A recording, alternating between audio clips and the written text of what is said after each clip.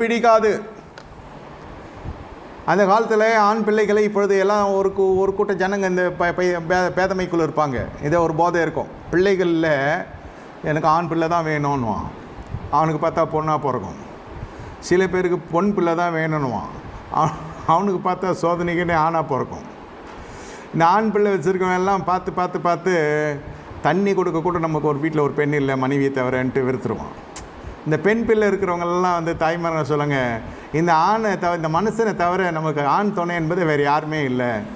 ஒரு ஆண் பிள்ளைன்னா நல்லமா இருக்குது. எது இல்லையோ அது மீது ஆசைப்படும் மனசு. இதனால் என்ன நடக்குதுனாக்கா, பெற்றுக்கொண்டதையும் இழந்து விடுவாங்க நிறைய பேர். இது நாட்டு நடப்பு. அப்படியாக வெளிப்புறத்தில் பார்த்தா தாவீதத்தில் ஒன்றுமே இல்லை. ஒன்றுமே இல்லாதவனை யார் விரும்புவார்னு கேட்டால் எல்லோரும் கோரஸாக சொல்லுவாங்க, கர்த்தர் விரும்புவார்னு. ஆனால் வேதம் என்ன சொல்லுகிறது, இல்லாதவன் எவனோ அவனுக்கு இருக்கிறதும் அவனுக்கு எடுக்கப்படும்.